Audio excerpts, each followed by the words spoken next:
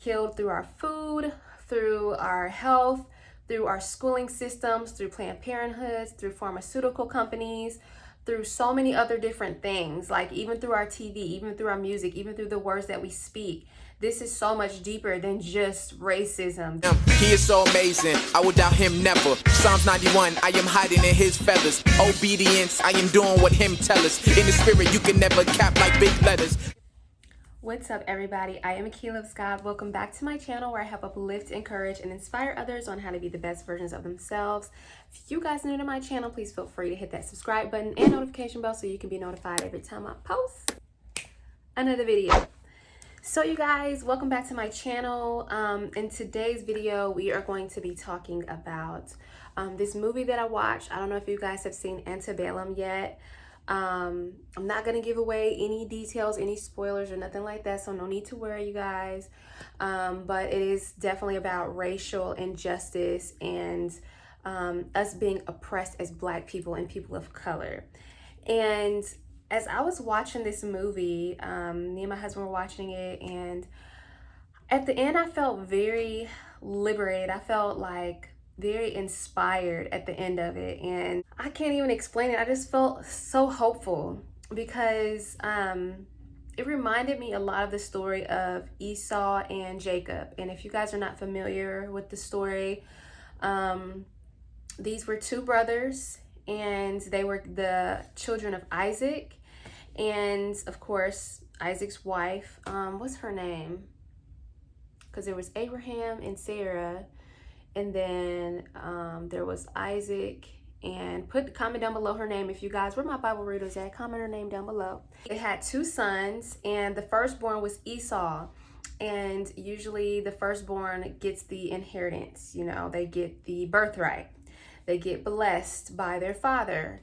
And then the secondborn was Jacob. Now these were twins, and at first they said that the twins basically came out two different colors. So one was very fair skinned and light, kind of like albino looking, and then the second one was very much brown.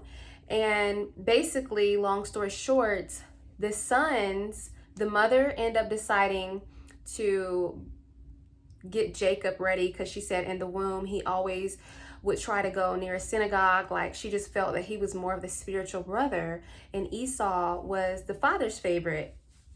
And because he was more of a hunter, you know, he liked to go out and hunt and get game, and he was very hairy.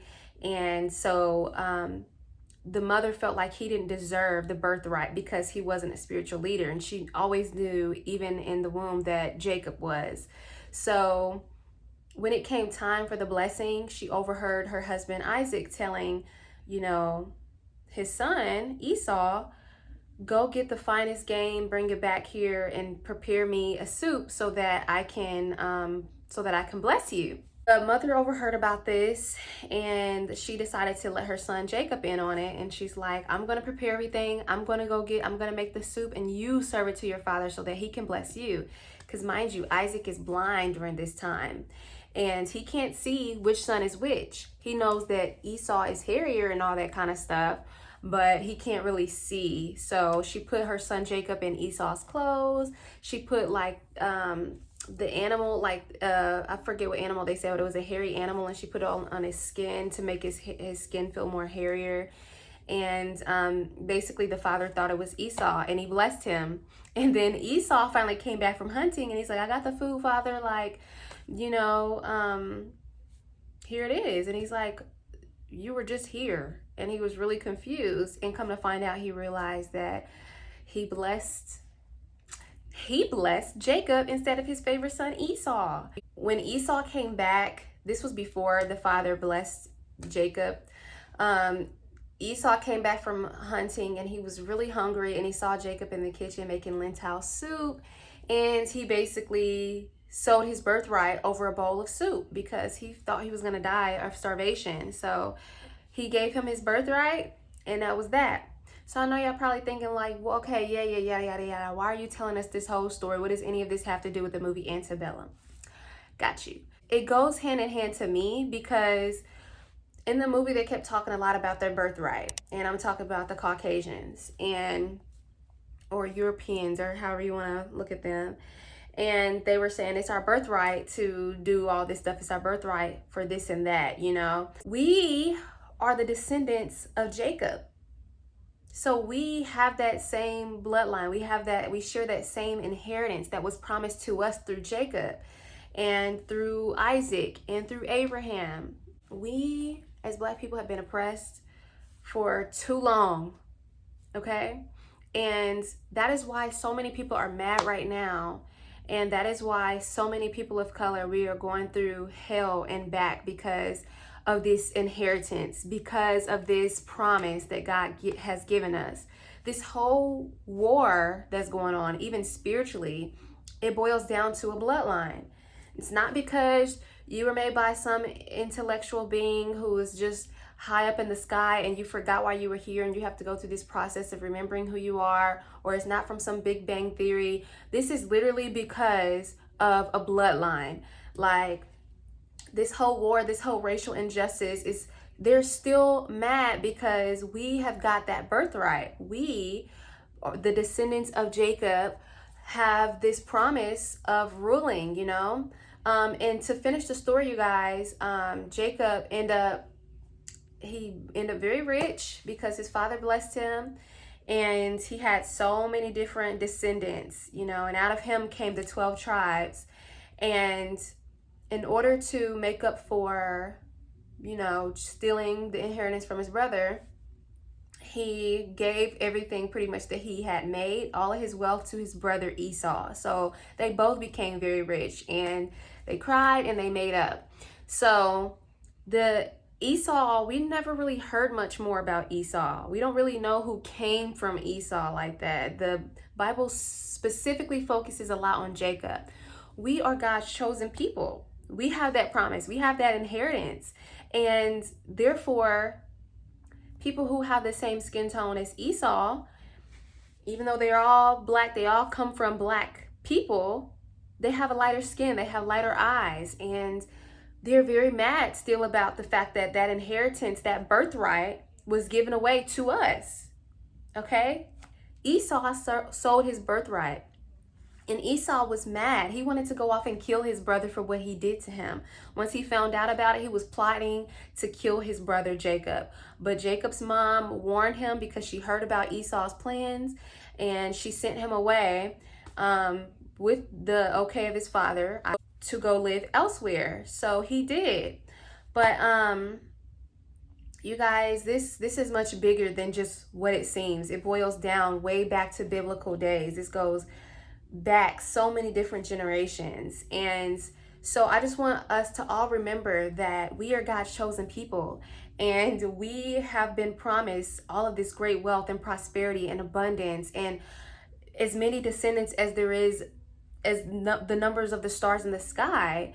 And you know, we have people out here who are mad about that. And so the Esau and his whole people and all that, they're mad because their time is running out. Their bloodline's time is running out. They are being outnumbered. They're being outpopulated. That's why we see so many Planned Parenthoods on every corner, especially in Black communities.